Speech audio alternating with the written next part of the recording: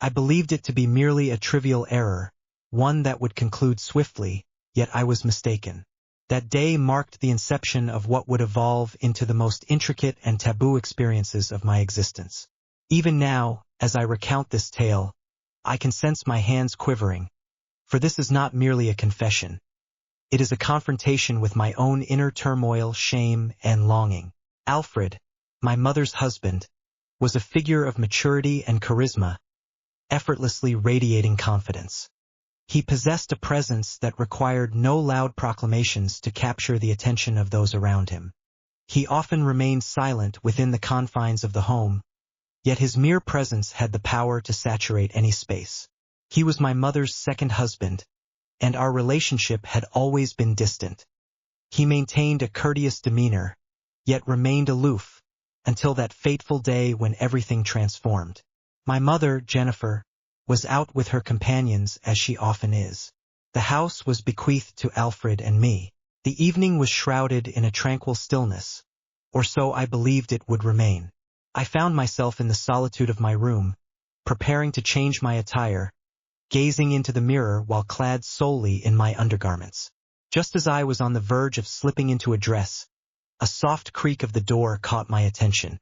"Emily, your door's open," Alfred murmured gently from the threshold. His voice carried a serene strength that was enough to startle me. As I shifted my gaze, I caught his eyes fixed upon me. Time appeared to stand still. I found myself at a standstill, uncertain of my next step, unguarded yet motionless.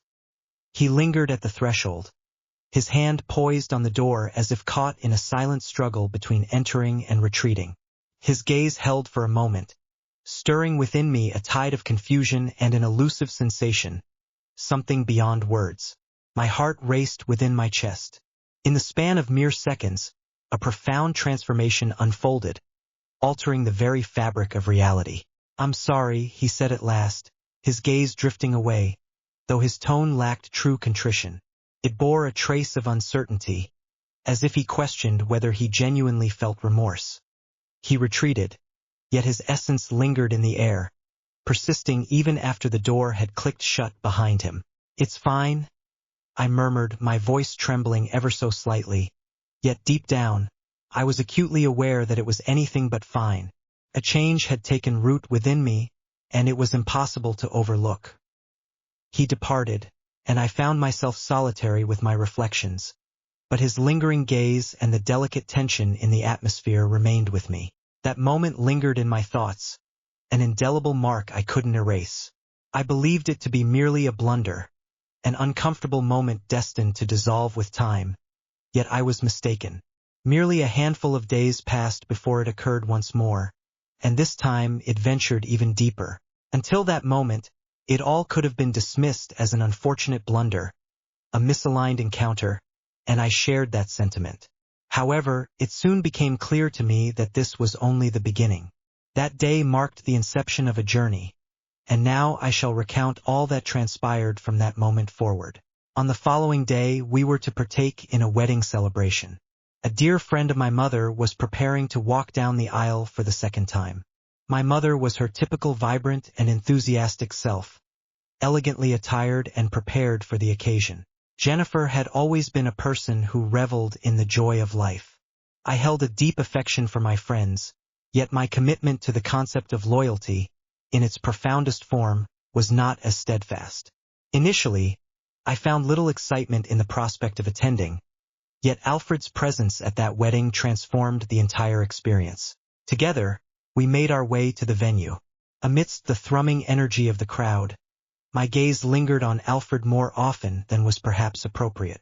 Perhaps he had always possessed this striking handsomeness, this undeniable charisma, and I simply failed to recognize it until now. Bathed in the gentle illumination of the wedding lights, he exuded an air of confidence. His suit was impeccably tailored, each step he took radiating an air of effortless charm. Still, I endeavored to dispel the thoughts swirling in my mind. I chided myself for being absurd, Emily, yet my gaze continually drifted back to him. A lively dance tune began to resonate.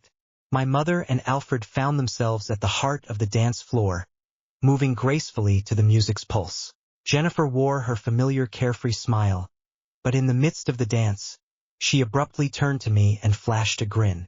Alfred extended an invitation to Emily for a dance, and she responded. I must make my way to my friend's place for a little while. A sudden spark ignited within me. My heart began to race. Alfred paused briefly, a smile breaking across his face as he reached out his hand to me. His eyes conveyed an air of nonchalance, radiating confidence. Come on, Emily, he said, his voice carrying a playful lilt. I would appreciate it if you could show me some techniques. Jennifer has already humiliated me on the dance floor. His laid-back charm made it impossible for me to say no. I extended my hand with uncertainty, my voice quivering as I responded. Certainly. As we approached the dance floor, the eyes of the crowd upon us, a flutter of nerves danced within me. As his hand settled on my waist, a rush of breath caught in my throat, quickening with an electric thrill. The scent of his cologne lingered in the air, and the warmth of his touch felt undeniably tangible. A twist in the tale is imminent. If this piques your interest, be sure to subscribe to my channel and activate notifications for more updates. Your support is invaluable. Remember to show your appreciation with a like and share your thoughts in the comments. As we twirled, Alfred's gaze remained fixed upon me. Emily, I had no inkling you possessed such talent, he remarked, a warm smile gracing his lips. His voice carried a unique allure that resonated profoundly within me. Sharing a dance with you brings true delight. I averted my eyes, attempting to conceal the tumultuous emotions stirring within me. I'm merely striving to do my best, I confessed. Yet the quiver in my voice revealed my vulnerability. Alfred's smile deepened with warmth. Don't sell yourself short, he said, his hand pressing more firmly against my waist. A palpable intensity in his voice. This transcends mere dancing.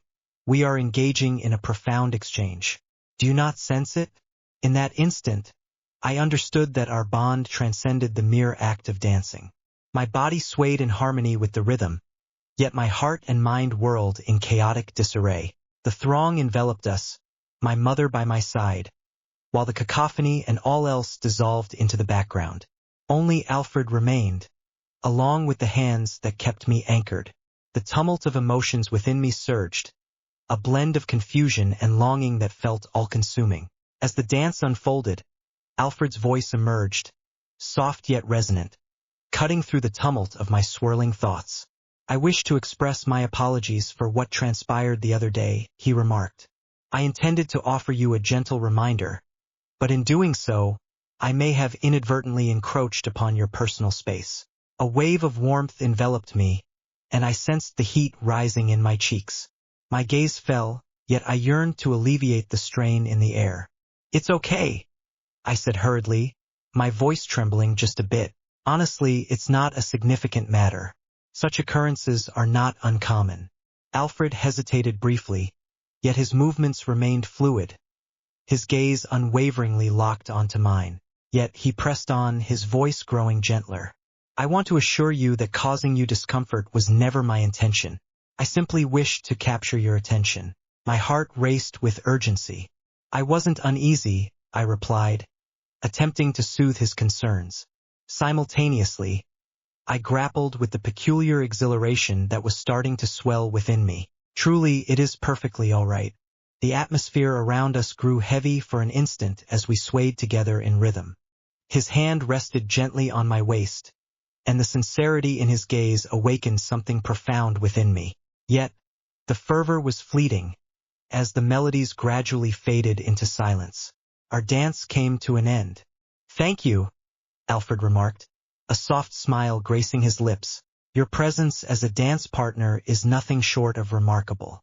I merely nodded, my heart continuing to race. Thank you as well, I murmured gently. With haste, I made my way back to my table and took a seat. Alfred paused for a heartbeat, his gaze lingering on me, before he finally shifted to another table. Yet, in that fleeting instant, the unspoken exchanges revealed that whatever connection we shared was far from finished. In truth, it was merely the beginning. As Jennifer re-entered the wedding hall, she approached us, her face illuminated by a radiant smile. "What a lovely dance," she remarked, offering her congratulations to us. "You both appeared absolutely stunning out there." Her compliment left me feeling even more flustered, yet I attempted to brush it off with nonchalance. "It was enjoyable," I remarked with a subtle smile. Alfred offered a subtle nod, a faint smile flickering at the corners of his mouth. Jennifer carried on with her words, her hands coming together in enthusiastic applause. "Can you believe it?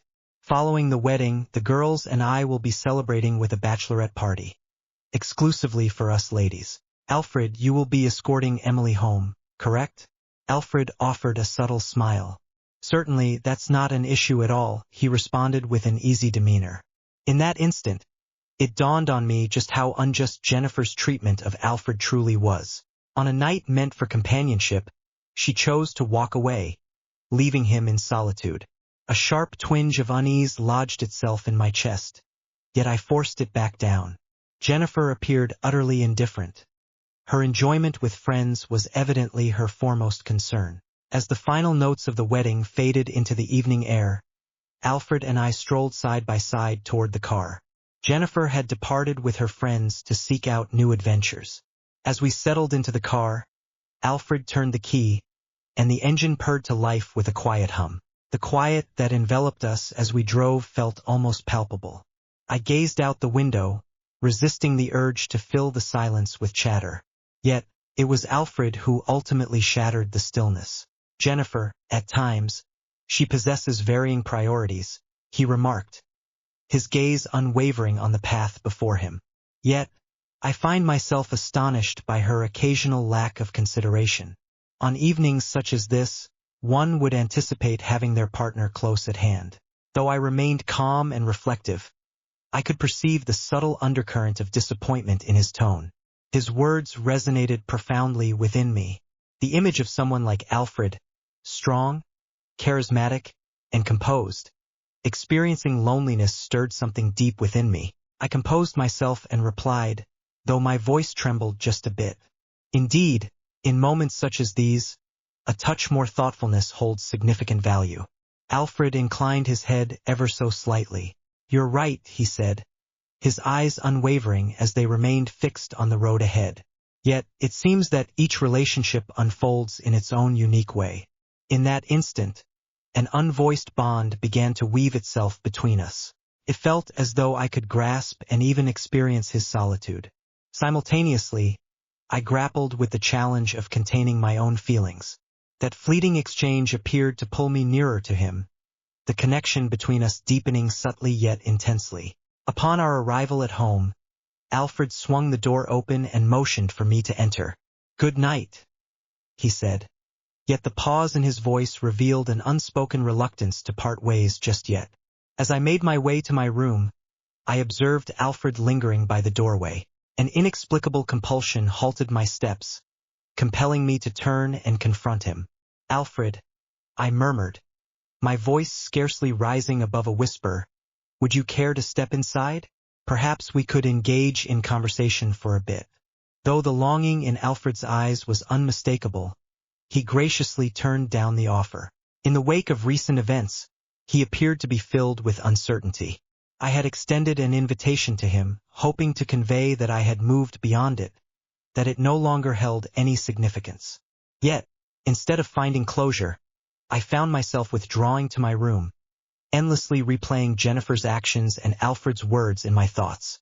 His loneliness washed over me, leaving a deeper impact than I was willing to acknowledge. Perched on the brink of my bed, I endeavored to soothe my racing mind, yet the cacophony of thoughts refused to subside. What was it that kept him occupying my thoughts so frequently?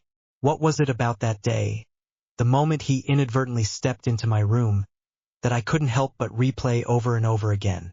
Time slipped away, and the silence in the house deepened. Jennifer had yet to make her return, leaving me in the dark about Alfred's whereabouts and actions.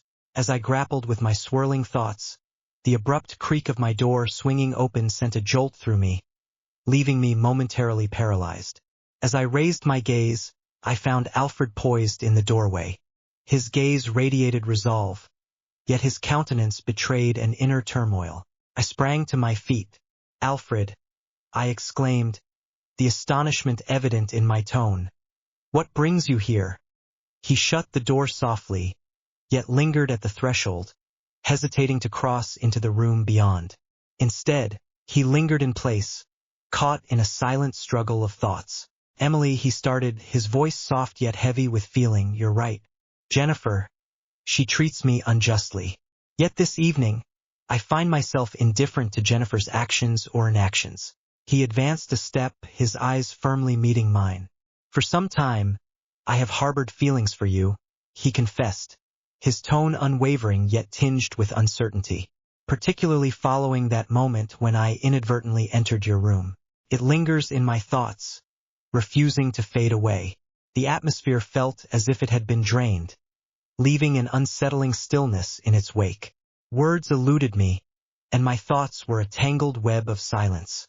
Alfred pressed on, an unwavering resolve in his voice, intent on unburdening himself, fully aware that the aftermath might haunt him. "Perhaps I'll come to regret these words. Perhaps I am on the brink of a monumental error, yet I find myself unable to contain this any longer. Emily, you occupy my thoughts constantly." He halted, his gaze probing my expression for any sign of a response. It was evident that he could perceive the astonishment reflected in my gaze. He advanced another step, his voice becoming gentler. "Emily, you truly grasp my thoughts. Perhaps you are unaware, yet you truly see me. That is a feat Jennifer has yet to accomplish." My heart raced with such intensity that I feared it might explode. The gravity of the moment was all-consuming. I felt the urge to reply, yet the right words eluded me. The stillness that enveloped us was profound, laden with the myriad of unsaid feelings we dared not confront. Alfred finally averted his gaze, letting it drift down to the floor. He let out a heavy sigh and swallowed with difficulty. "I'm sorry, Emily," he murmured, his voice soft and nearly delicate. "I regret having uttered any of this. I must take my leave." He averted his gaze and began to stride toward the door. His steps were measured, yet it was evident that each one bore a weight. As he extended his hand toward the doorknob, I observed the subtle rise and fall of his shoulders, each movement accompanied by a deep, measured breath. In that moment, a profound change stirred within me. All my fears and confusion dissolved, giving way to a newfound boldness I never realized I possessed. I found myself unable to let him depart. "Alfred," I called, my voice a mere whisper yet resonant enough to envelop the space. He came to a halt. Gradually, he pivoted to face me, our gazes locking in an unspoken connection. Within them swirled a tempest, a fierce struggle of remorse and desire unfolding in the shadows of their being. In that fleeting instant we remained utterly still. With hands that quivered, I eased the straps of my dress down my shoulders, allowing it to cascade to the floor. The soft glow in the room highlighted the exposed skin of my shoulders, while the cool air caressed my body gently. Alfred's gaze bore into me, intense and unyielding. His gaze was fixed on me, scrutinizing each step I took, and I found myself unable to tear my eyes from his watchful presence. "I haven't forgotten either, Alfred," I replied, my voice quivering. Yet the resolve within me was powerful enough to eclipse it. "On that day, when you stepped into my room, the world shifted irrevocably. Ever since that moment, I've endeavored to stifle these emotions. Yet they persist, for I too hold affection for you. Perhaps I have for quite some time." As the words spilled forth, my heart raced with such intensity that I feared it might burst from my chest. Alfred fell silent for a moment, his gaze probing into mine as if he were attempting to unravel the meaning of my words. Yet within those eyes, I discerned the same magnetic draw, the same irresistible bond that had been stirring within me. "This evening," I declared, inhaling deeply to find my calm, "I am weary of battling these emotions any longer. I cannot say whether it is right or wrong, but this is how I truly feel, Alfred." He moved nearer, his fingers softly caressing my cheek. His touch was gentle yet intentional, as though he feared shattering the fragile beauty of the moment. As our gazes intertwined, It seemed as though the distance that once separated us was merely a figment of our imagination. Gently, he inclined his body forward and our lips collided in a tender embrace. The moment our lips met, it was as if a dam had burst, releasing a torrent of emotions and desires we had both kept at bay for far too long. Alfred's touch deepened, his kisses igniting with an intensity that surged with every fleeting moment. The idea of retreating, of halting my progress, never once flickered in my thoughts. In that instant, I found myself utterly adrift, enveloped by the experience. With deliberate care, I retreated until the familiar edge of the bed pressed against my legs, and then I surrendered to gravity, allowing myself to tumble onto its surface. Alfred's fingers danced over the buttons of his shirt, methodically unfastening each one with deliberate care. Each movement was intentional, as though he sought to relish this moment, to prolong its existence. As he finally cast aside his shirt, an air of confidence and authority enveloped the room, asserting his presence in a way that was impossible to ignore. He advanced another step in my direction, his eyes locked onto mine with unwavering intensity. After arranging his clothes meticulously at the edge of the bed, he leaned down, inching closer and closer, until the only barrier that remained was the palpable electricity in the air. The atmosphere surrounding us was charged solely with fervor and longing. Time appeared to freeze, leaving just that instant, just the two of us. He leaned over me, and in that moment, we forged a bond where we surrendered to one another entirely. The experience was profoundly moving. A profound warmth stirred within me, something vast and enveloping. This experience was unlike any I had ever encountered. As I gazed at Alfred, his broad shoulders and muscular physique came into sharp focus. I shut my eyes and lifted my hands skyward, pressing them resolutely against the pillow, attempting to mirror the fluid motions of Alfred's form. In that instant, my body tightened with intensity. Alfred turned his gaze toward me and remarked, "You are truly special. I have always been aware of that. I have gained a clearer understanding now." He gasped for air. "Indeed, you are, Alfred," I remarked, a warmth blossoming within me. All sensations seemed to drift in a surreal haze.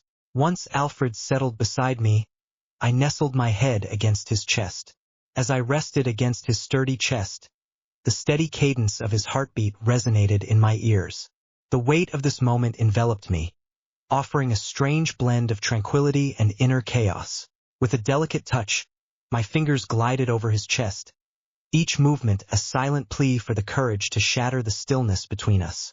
"Text, you entered my room with purpose this time, Alfred," I remarked, my voice low yet laden with significance.